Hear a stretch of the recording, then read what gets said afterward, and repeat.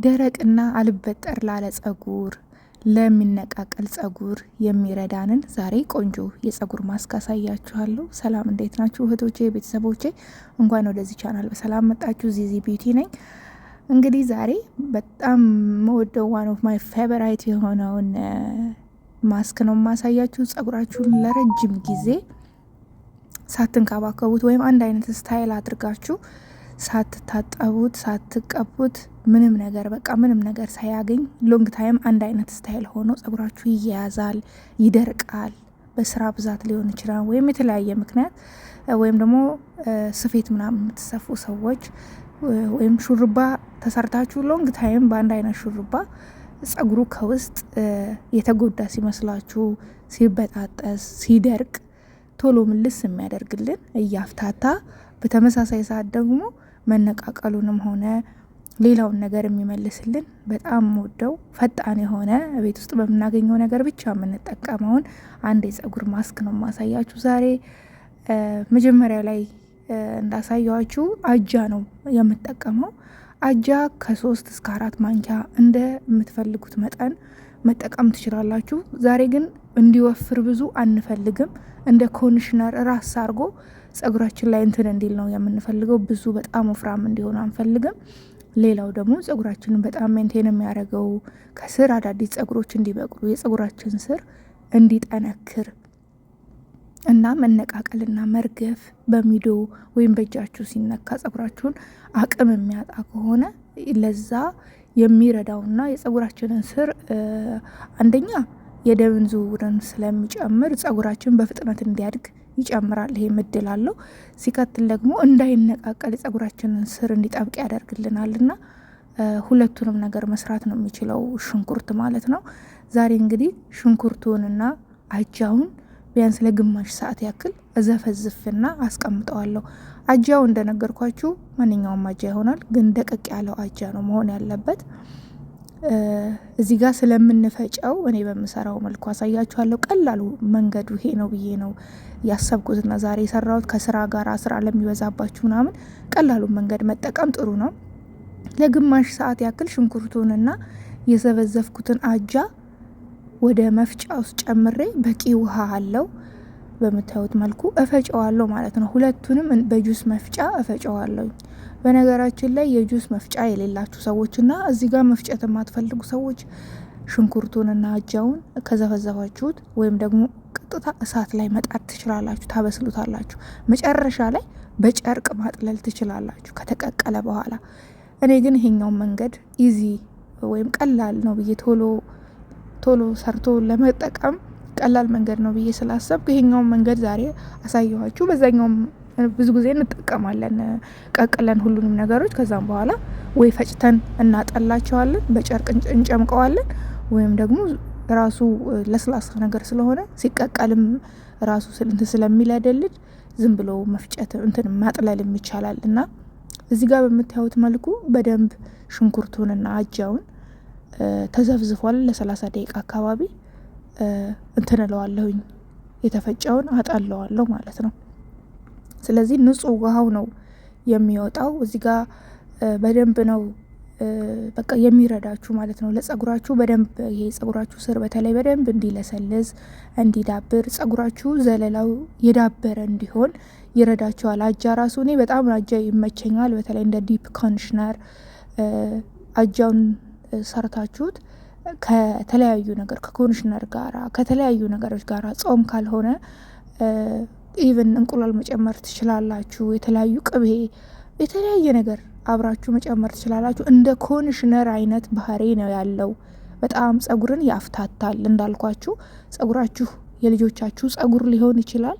ከተያያዘ ሹርባ ተሰርቶ ሎንግ ታይም ከዛ በኋላ ስትፈቱት ጸጉር በጣም ይሰባበራል፣ ይነቃቀላል፣ ይደርቃል። ያንን ማበጠር እኔ እንጃ የማይቻል ነገር ነው። እና ያንን ማራስ ነው በቃ ዋናው ነገር። የመጀመሪያው ማራስ ነው። ከራሰ ቢያንስ የሚበጫጨቀውን እጃችሁ ላይ በማበጠሪያ በእጅ የሚወጣውን ይቀንሳል። እና በጣም ነው የሚያርሰው የሚያለሰልሰው አጃ ማለት ነው። እና ከዛ በኋላ ደግሞ ይሄ ከስር የቆዳችን ስር በጣም ንጹህ እንዲሆንም እንዲዳብርም እና ደግሞ የእድገት መጠኑ ቶሎ እንዲፋጠን ሽንኩርቱ ይረዳዋል።